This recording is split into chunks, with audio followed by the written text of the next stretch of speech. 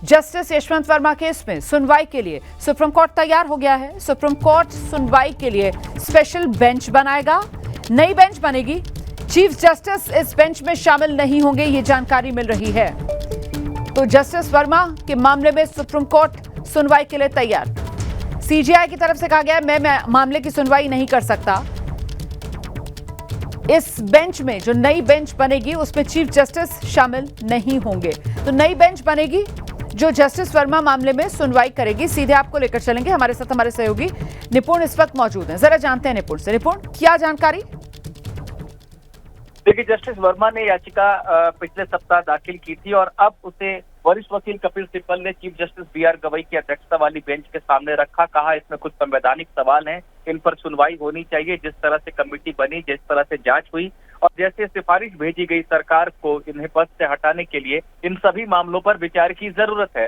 Chief justice ने सुनवाई का आश्वासन दिया। उन्होंने कहा ठीक है, इस याचिका को हम सुनवाई के लिए लगाएंगे, लेकिन मैं खुद इस मामले को नहीं सुनूंगा, क्योंकि तत्कालीन चीफ जस्टिस संजीव खन्ना, जिन्होंने ये सारे कदम उठाए थे, उन्होंने हर कदम उठाने से पहले मुझसे भी सलाह मशवरा किया था। मैं उस प्रक्रिया में शामिल था, इसलिए मैं खुद इस मामले को नहीं सुनूंगा।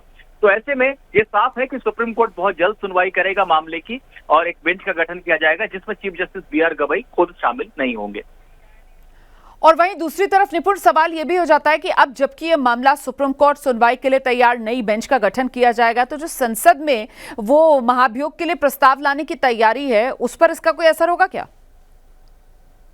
जी नहीं, इस पर उसका कोई असर नहीं होगा, क्योंकि ये दोनों अलग अलग बातें हैं। ठीक है, सुप्रीम कोर्ट ने अपनी तरफ से एक न्यायिक शुद्धता के हिसाब से एक कदम उठाया था, एक कमेटी बनाई थी, लेकिन संसद में जो प्रक्रिया चलती है किसी जज के भ्रष्टाचार या दुराचरण के मामले में, वो जजेस इंक्वायरी एक्ट के तहत चलती है, जहां पर कि संसद खुद एक कमेटी का गठन करती है और उसके बाद उस कमेटी की रिपोर्ट के आधार पर आगे सदन में चर्चा होती है। तो वो एक अलग प्रक्रिया है।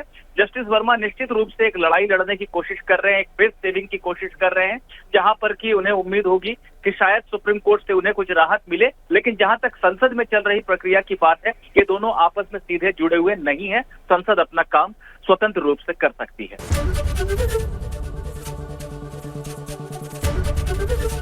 एबीपी गंगा, खबर आपकी, जुबान आपकी।